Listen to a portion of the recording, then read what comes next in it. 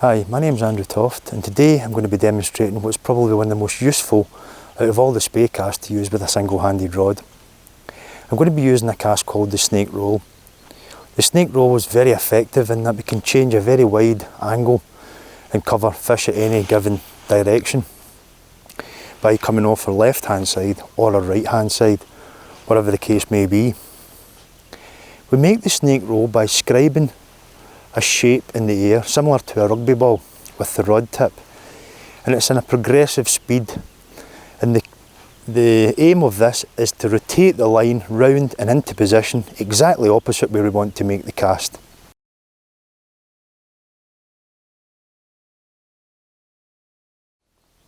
Like any other Spey cast, we have to have our D-loop and anchor opposite the direction we want to cast in order to make the cast efficient.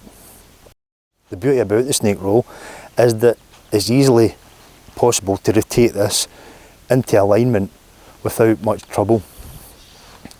Now, it may look tricky, but with a bit of practice and just understanding some of the key principles, it can become quite easy. And really we can change direction probably more than 180 degrees, which is very, very effective.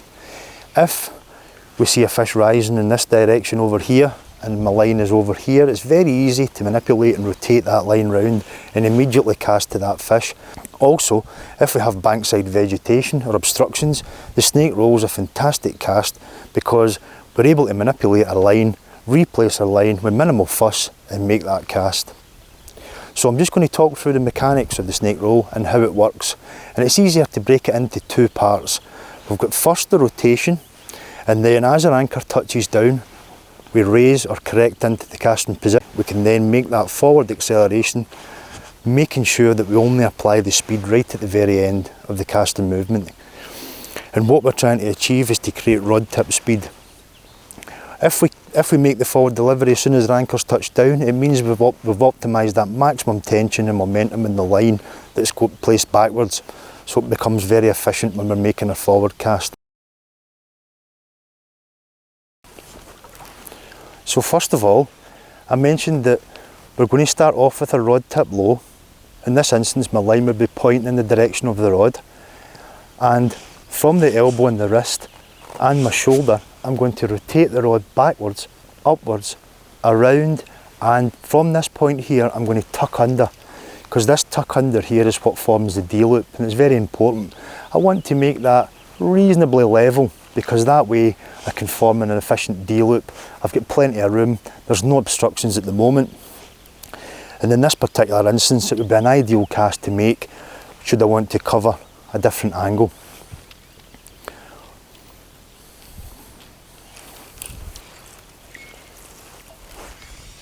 So, make sure that I'm pointing my foot in the direction that I'm going to cast, which is this way. My line's fished out down this way. And what I'm going to do is just do the first stage of the cast, which is to rotate backwards and upwards, tuck under, and you can see immediately my anchor has touched down and in alignment with the direction I'm going to cast. Okay, I'll just do that once more. Tuck under, touch, go.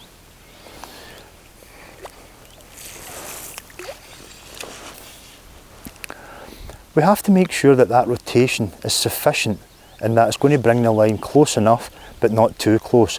If I make it too big, then I get the line coming close to my body, which I want to really try and avoid. If I make that too small, the movement is too small for that amount of line, it's not going to be efficient.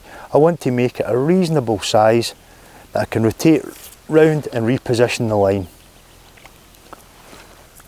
As long as I keep that movement progressive, I don't need to use any excessive power.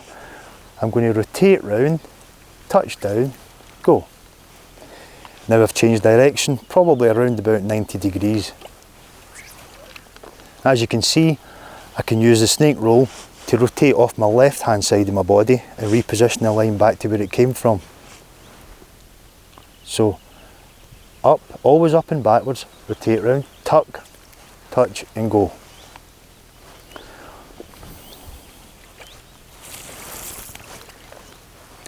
So I'm now going to change angle slightly wider than 90 degrees.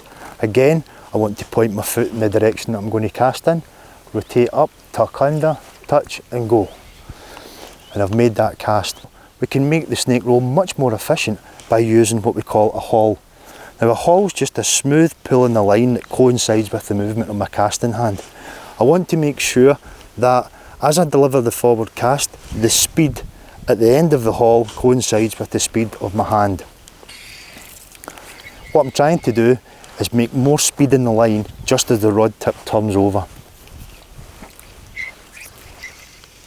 Okay, so starting off with both hands together, I'm just going to do very little with this hand apart from maintain tension in the line. I'm just going to pinch it with my fingers, so I don't need to grip that very tight. Rotate up, tuck under, go. Just do that once more. Okay, so rotate up, tuck under, go. If need be, I could use the snake roll to reposition my line, and if I have to gain more distance, I could immediately use an overhead cast. And I mentioned also that they can come off both sides. By turning my body, I can bring it off my left hand side, and the rod tip path is just exactly the same as it would be over my other side, but I'm able to manipulate that line and turn it in any given direction.